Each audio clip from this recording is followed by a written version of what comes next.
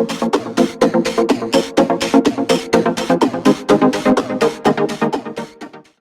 what's going on, guys? Welcome back to the channel. Now, in today's episode, we are doing our first ever Q&A.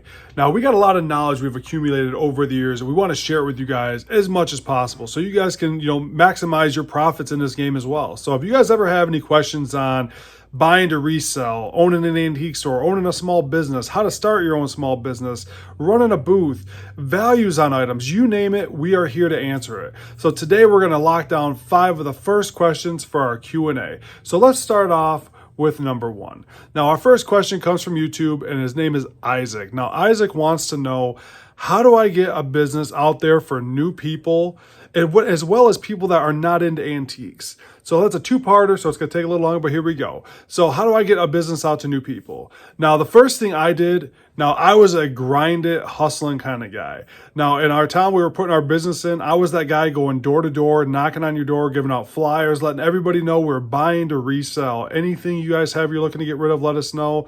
And guess what? If you're looking to buy antiques, our store is going to be here. As well as, any kind of online directory. I mean, we put our name on everything. Anything and everything you could fill out, from Yelp to antiquedirectories.net.org. I mean, you name it. We were putting our name out there for everything. So when you search for antiques in your area, our name was going to pop up. I mean, we were popping up hour or two away on some people. So, any way you can get your name out there for people. Word of mouth is another huge thing. Get on Facebook. Let your friends know. Share your page. Make a Facebook page. Share it. Get your friends share it. Do anything to get your name out there. I mean, a lot of it comes down to how hard do you want to work. Anytime you own your small business, you have to understand it's you putting the work in. It's not your boss, it's you. So whatever you want, your business to become is what it'll become. If you don't put the work in, it won't be there. If you put the work in, you're going to see results down the line. Sometimes it's fast, sometimes it takes a little longer. Now, how do you get people that are not into antiques into my store? Well, here's what happens. I try to tell everybody how cool antiques are, because everybody has a bad rep. Not everybody, but a lot of people have a bad rep when it comes to antique stores. It's just that old dusty dish sets or stuff that grandma had that I don't really care about. That's not what antique stores are. For one thing, if you ever watch any of our videos or do a store tour with us when we walk around our shop, we have something for everybody. We literally have stuff for people that are 2 years old to people that are 92 years old. We cover a huge range of ages when we are selling our stuff in our store. So you have to understand, you have to attract everybody. So that's what we do. I have stuff in here for young kids. I have Fisher-Price toys. I have Pokemon cards. We have stuff for the teenagers. We have video games. We have comics. We have stuff for the 20s and 30s that are starting to build their homes and starting to, get into their own residences with, kitchenware, decor. We have the older generations that are starting to turn into collectors, like vinyls and stuff like that. I mean, you cover so many different areas. You just have to let people know what you have. So for example, like on our Facebook page, we post pictures, up to 80 to 100 pictures a week, to let people know what we have. And we're starting to get so many people that are range from that 18 to 25 range, because they're finding out antiques is not this crazy old thing that nobody likes. We're really more about unique experiences.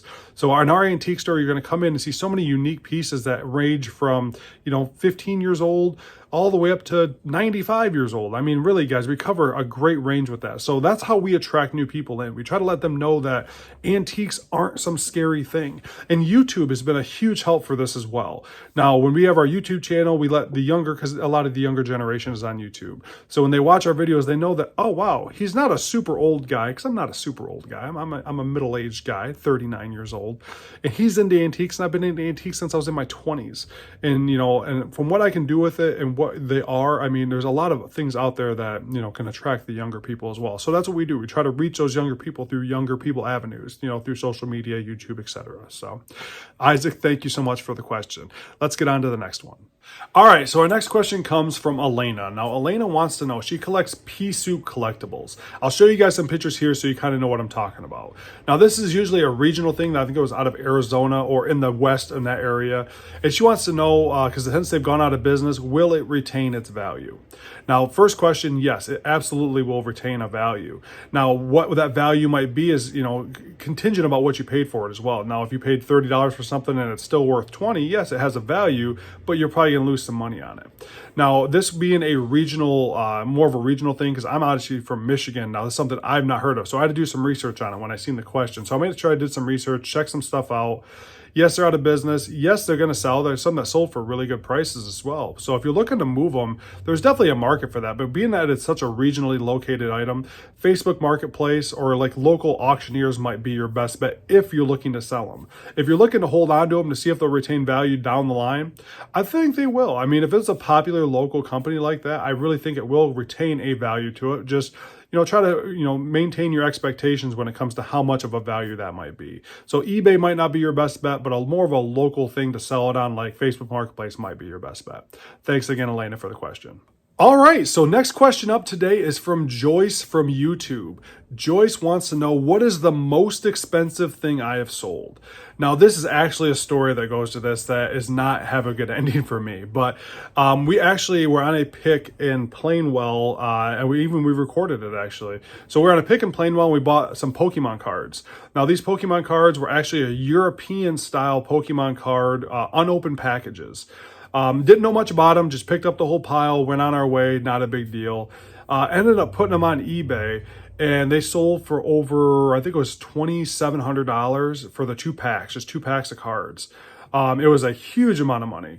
But we made the decision of selling them overseas, which we had offers for people in the States that was cheaper, but of course, not the best choice, went for the money making and went out and sold them to somebody in France. So this was before eBay had their worldwide marketing where they do now, where you ship it to a place and eBay ships it out to France. We actually had to personally ship it out to France. So when we did that, we tracked it, sent tracking on it. It literally tracked right to the dude's post office. He never picked it up. And then he filed a claim against us saying that he was never received the item, which wasn't true because the item was literally tracked right to his post office in France. So we had to call the French post office. Literally, I was on the phone calling overseas. Don't speak a lick of any other language other than English. I was trying my best. They were getting so irritated with me because I was calling all the time. Anyway, guy files a claim on eBay. eBay sides with him. They take the whole money back. We ended up having insurance on it, but the insurance only covered $500 or $600 of the purchase. Granted, we profited a lot off that $500-600, but it was about a year-long process to get to that point. We lost out on a lot of money, but that was the most expensive item that I have sold personally of my own. It was just about $3,000. And so it was a really cool piece. It was a lot of fun, but it was just not a good story to it. I wish I would have sold them in state, and I could have sold them probably for about $2,000, which would have made that full $2,000 rather than going through the hassle that we had to selling overseas. So word to the wise, make sure you're careful when you sell overseas. Make sure, you do everything possible. Even though we did do everything possible, it just didn't work out for us that time. So Joyce, really appreciate the question. Thank you very much. All right, so our next question is also coming from YouTube. It is, how do you advertise your shop nowadays? Now, again, this kind of relates to the first question, but really we don't advertise the same way we used to then. I don't have to go and knock on people's doors and hand out flyers all the time, because we've been in business for long enough and we've kind of established a name. But we do kind of change up advertisings now. So we do still do archaic stuff like you guys would call with the newspaper. We have a local newspapers out here that actually get a lot of run, and we get a lot of people from that. That 45 to 75 range of people that still read newspapers quite often. So we still definitely advertise in that because we still get a lot of good feedback from that people still read it and see our advertisements.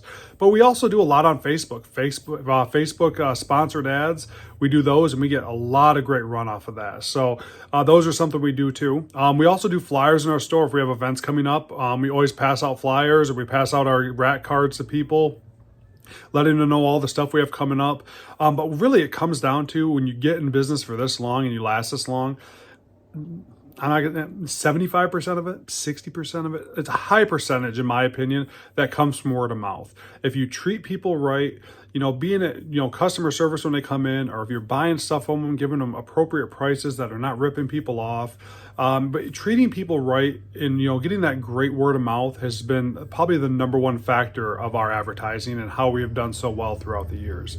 We want to make sure everybody that walks through the store has an amazing experience, being it if you're selling us stuff or you're buying stuff or you just want to come talk to us. So, word of mouth to me is the number one form of advertising. Be good to somebody so they could pass the word on to somebody else saying, you need to come visit this place. You need to come visit these people. So that is a lot of what our advertising goes nowadays. And that's something we really don't even get a chance to control because we just try to be the best people we can be when someone stops in. So if we can do that and they pass the word on to somebody else, that's free advertising right there, in my opinion. We also do a Facebook check-in at our store. So if you check in on Facebook when you visit us, that's 10% off. So right there is advertising because when they check in on Facebook, we're reaching all of their friends because it shows exactly where they're visiting. So, when you check in on Facebook, it reaches your 700 friends on Facebook. So that really helps too. But we also give away our t-shirts quite a bit and, any kind of things with our names on it. So those are another reason, people wearing our advertising all around the area. So, those are just some forms of advertising that we use nowadays that help us out a lot. And it's been very beneficial for us because that is something we make sure we do as well. We always test our advertising. So where did you hear about us from? We'll do a giveaway and have everybody sign up their names and tell us where they heard about our events from or where they hear about our store from. So we can start eliminating where our money is not, being useful in and, start focusing on where it is being useful. So that is something to keep in mind too. So thank you very much for that question. All right, so it's time to get to our last question of the day.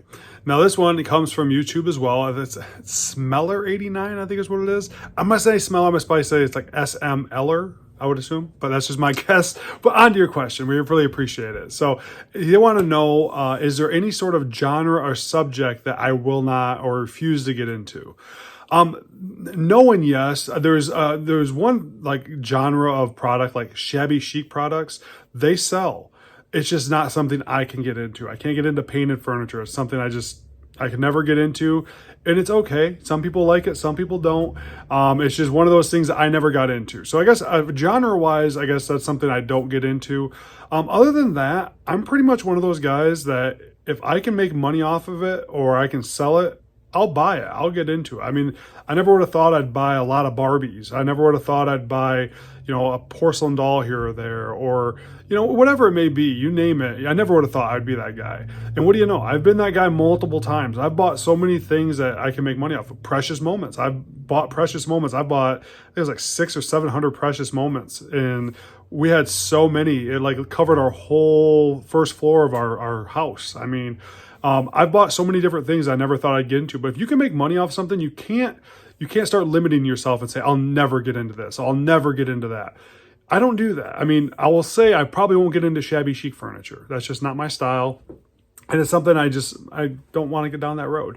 So I will say that's probably something I'll never get into. But other than that, I'm pretty much open to any and everything I can make $1 off of. Amber always literally has to she has to show me and tell me what is for sale she's selling and what is not for sale, because I will sell anything. I don't care if it ain't strapped down to this building. I want to sell it because that's what we're in this business for, is to buy to resell. So I can buy and buy some more, just buy some more, buy. And so I can sell something to buy something else. So I try to make sure I have that kind of mindset, because when you're going to get into this kind of business, if you're going to start collecting a lot and holding on to a lot of things, it's really going to affect your customer base, because if you're not trying to sell stuff, what are you trying to do in this business? So yeah, try to keep that in mind too. But for me personally, there's really not a genre that I won't get into. And not that, when I say get into, it doesn't mean I'm going to start collecting it, but I'm open to sell anything that I can make a profit off of. So you got to have that mindset. So make sure you keep that in mind. If you're going to get into the reselling business, don't shut the door on any certain subject, because you never know. You might be in that area where porcelain dolls are the hottest seller in the world, or you have 5-10 sellers that buy them, all buyers that buy them all the time. You don't want to limit yourself like that. Keep yourself open to all these different opportunities to make money in this business. So, all right, guys, that's our first Q&A, man. I really appreciate all the questions, and I hope you guys flood the comments with even more questions. I'd love to make these more and more, and let's educate each other and give each other the more information, because this is a knowledge-based business. The more knowledge you have, the better off you're going to be, the more money you're going to make. The easier it is to go off to these antique stores and flea markets when you have more knowledge like that. So, and even if you want to start your own business, the more knowledge you have, the better. We are here. Pick our brains. Ask us anything that you guys want to know or want to know answers to. So that's why we're here. So thank you guys all so much for watching. If you guys want to like, subscribe, comment, share, all that great stuff, it's much appreciated, but never expected, man. We really just appreciate you guys watching our videos. And if you guys want to get some time and you want to come out and see me and talk the business, ask your questions to me in person, feel free to stop out and do that. And of course, don't forget, we just got these in today. These are gorgeous. We got our 66 Unique Antique Festival coming up May 4th right here in good old Nashville. Follow our Facebook page for more details. This thing is going to be a blast. We got so many vendors coming to this thing. It's going to be awesome. So don't forget to write May 4th down on your calendar. And if you guys want to come out and talk to me, feel free to stop out and get your antique fix on M66. See you guys later.